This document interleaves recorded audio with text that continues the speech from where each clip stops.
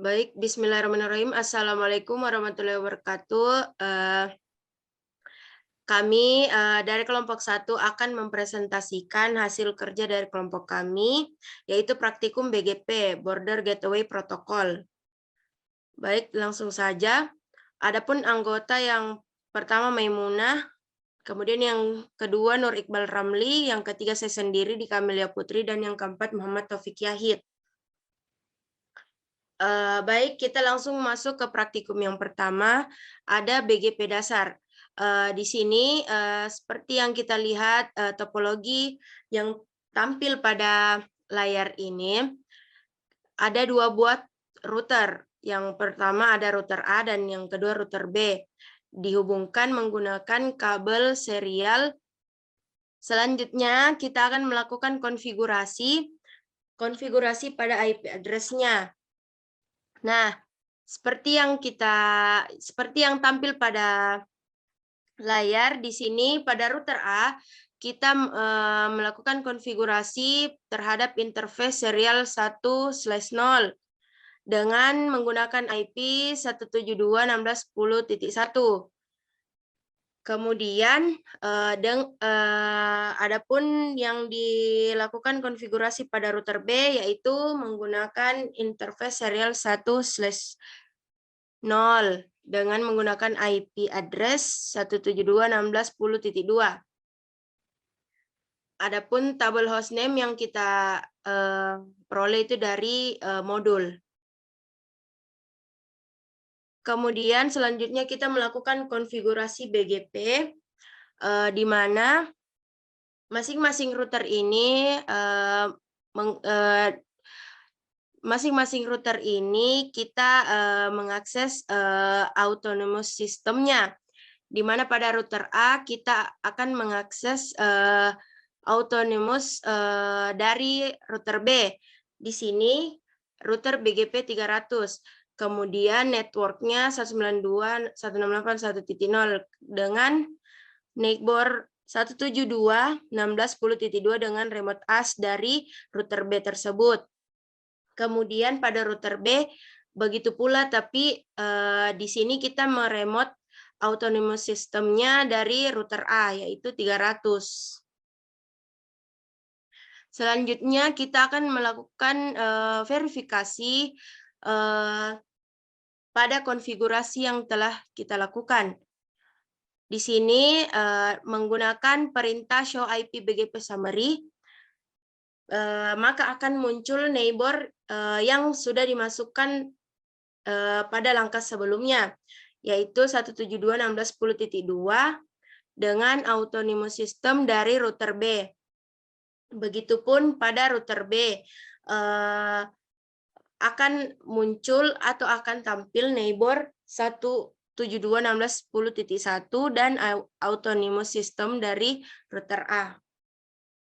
Kemudian kita akan melakukan tes koneksi atau melakukan tes ping, menguji koneksi. Di mana pada router 2 kita akan melakukan ping pada IP 192.168.100.1, di mana kita melakukan ping dari router 1 ke router 2. Kemudian pada router 1, maaf sebelumnya ini gambarnya tertukar. Pada router 1 ini kita melakukan ping ke router 2, sedangkan router 2 kita melakukan ping ke router 1. Kemudian kita masuk ke Wireshark untuk melakukan pengamatan apakah pesan yang dikirimkan itu sudah terbaca atau belum. Seperti yang kita lihat di sini sudah ada. Kemudian ini ketika kita melakukan ping, maka pesan akan terkirim atau tampil seperti ini. Baik, selanjutnya saya serahkan kepada rekan saya. Terima kasih atas kesempatan yang diberikan. Di sini saya akan menjelaskan mengenai BGP Wide. di mana BGP Wedge ini seperti yang kita lihat muncul topologi seperti berikut ini, di mana yang berada di dua teratas ini merupakan eBGP, begitu pula dengan R2 dan R3 ini. Sedangkan untuk R1, R5, dan R2 ini merupakan OSPF.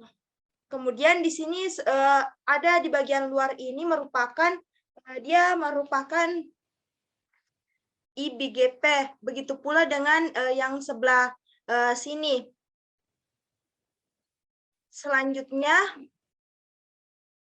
Selanjutnya yaitu kita melakukan konfigurasi IP address pada masing-masing router menggunakan interface loopback 0.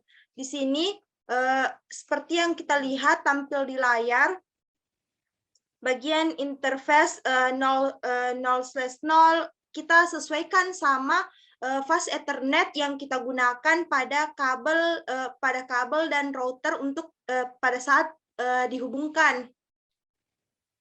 Kemudian di sini ada konfigurasi protokol OSPF dan BGP, di mana router OSPF 3, di mana OSPF 3 ini kita kasih network seperti berikut ini, 1.1.1.1.1 untuk area 0, begitu pula dengan network 192.168.100.1 untuk area 0. Setelah itu konfigurasi protokol eBGP, di mana konfigurasi ini kita lakukan router BGP 12. Nah, di sini kita kasih no synchronization, dan di sini kita untuk menggunakan remote yang sama. Selanjutnya akan dijelaskan oleh rekan saya Muhammad Taufik Yahid. Oke, baik. Lanjut di sini konfigurasi protokol eBGP. Perintah yang kita masukkan itu router BGP 12. Di sini AS nomornya yang tertera adalah 12. Jadi fungsi dari perintah ini yaitu kita akan mengaktifkan fungsi BGP pada autonomous system 12. Kemudian no synchronization. Fungsi dari perintah ini yaitu agar untuk tidak mengaktifkan fungsi sinkronisasi pada router. Kemudian BGP log network change. Di sini kita ketikkan BGP log network changes. Fungsinya yaitu untuk memberikan status dari router ketika terdapat perubahan. Kemudian kita masukkan networknya, kemudian netmask. Setelah itu kita masukkan network dari networknya, yaitu netboard 1111, remote AS12, dan seterusnya sampai dengan no auto summary.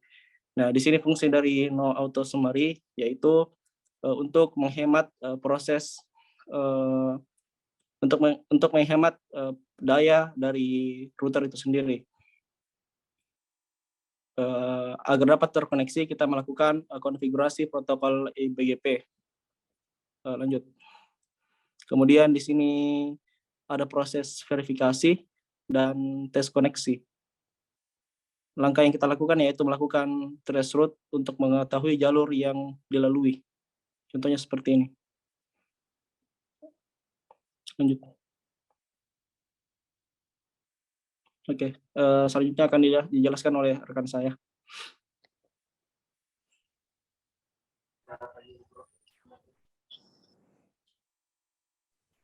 Baik, terima kasih. Saya akan melanjutkan sebuah praktikum ketiga, yaitu topologi BGP menuju MPLS. Nah, ini adalah sebuah gambar topologinya, di mana terdapat 10 router, yaitu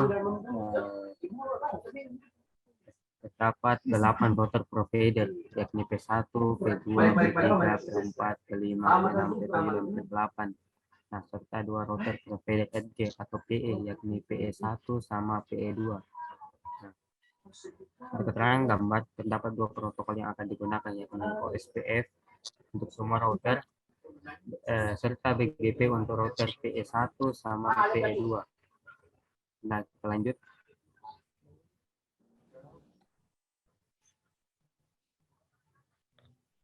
Nah, pada tahap konfigurasi, kita harus mengkonfigurasi interface-nya terlebih dahulu. Nah,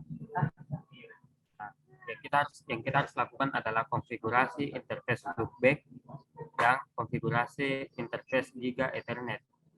Nah, untuk konfigurasi interface loopback di sini kita menggunakan loopback 0, sedangkan untuk Giga Ethernet-nya kita sesuaikan dengan port yang ada di router yang akan kita konfigurasi.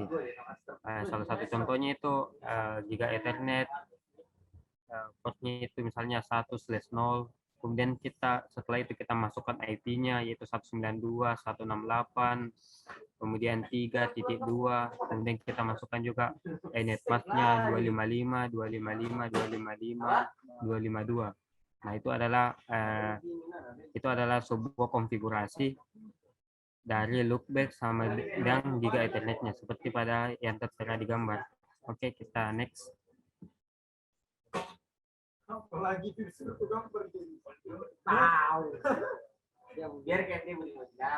Nah, setelah kita melakukan konfigurasi yang pertama kepada semua router, nah kita lanjut lagi untuk melakukan konfigurasi protokol OSPF pada masing-masing router.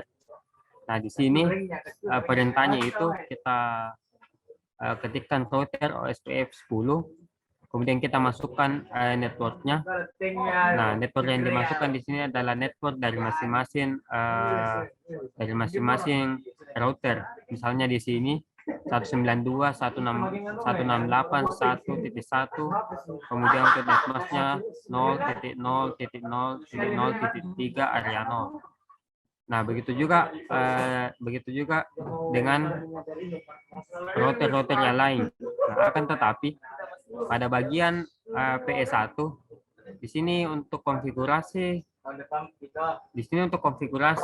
loopback-nya kita menggunakan 0.0.0.0 area 0. Kenapa dia menggunakan 0 bukan 3? Karena dia menggunakan netmask-nya itu 24. Oke, kita lanjut.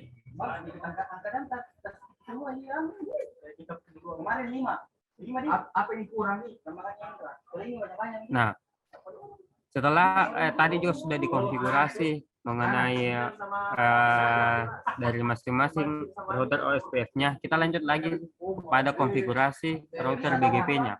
Nah, di sini kita akan yang kita konfigurasi itu cuman 2, yaitu PE1 sama PE2. Nah, di sini saya juga sedikit salah penamaan karena menamakannya PE21. Harusnya di sini PE2. Nah, untuk konfigurasinya itu dapat dilihat seperti gambar, yaitu router BGP 65500, kemudian kita masukkan neighbor-nya. Nah, neighbor-nya ini adalah sebuah neighbor dari misalnya yang kita konfigurasi PE1. Maka di sini neighbor-nya, kemudian IP-nya yang kita masukkan adalah PE2 seperti pada gambar yang tertera. Begitu pula sebaliknya. Kemudian kita masukkan juga untuk update port-nya, yaitu loopback-nya. Loopback-nya adalah loopback 0. Oke, kita lanjut.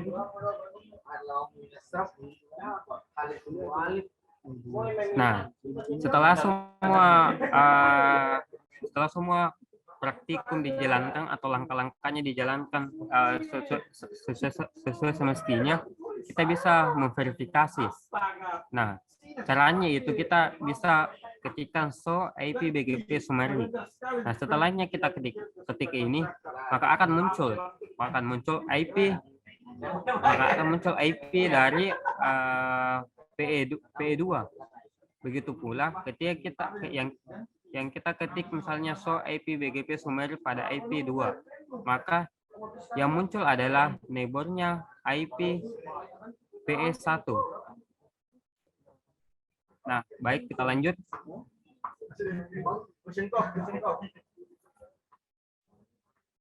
Nah, setelah itu kita juga bisa cek apakah sudah masuk atau sudah ada IP BGP network-nya dengan mengetikkan show IP BGP network. Kemudian akan muncul juga sama seperti tadi yang telah kita masukkan, yaitu ketika kita mengetiknya di PE1, maka yang akan muncul adalah 50.50.50.2. Itu adalah IP dari PE2. Oke, kita lanjut.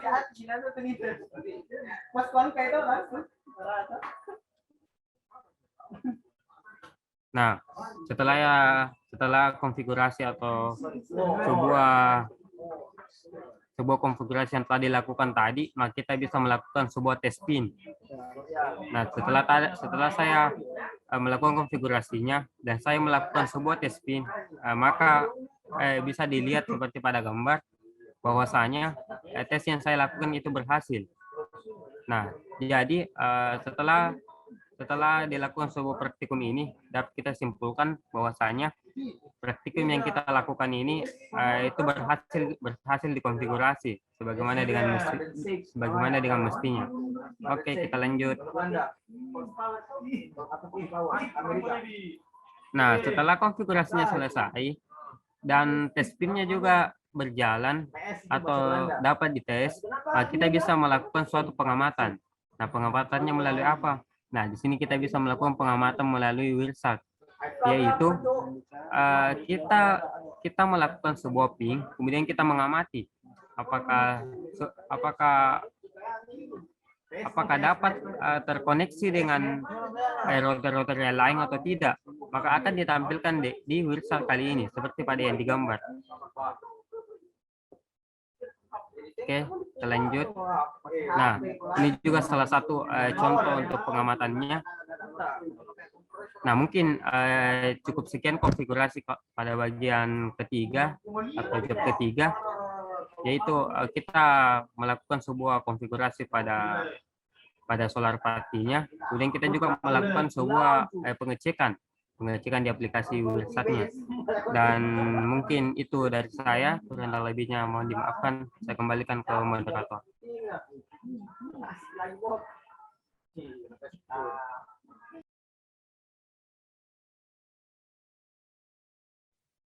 Itulah tadi presentasi dari kami kelompok 1. Lebih dan kurangnya mohon dimaafkan. Wassalamualaikum warahmatullahi wabarakatuh.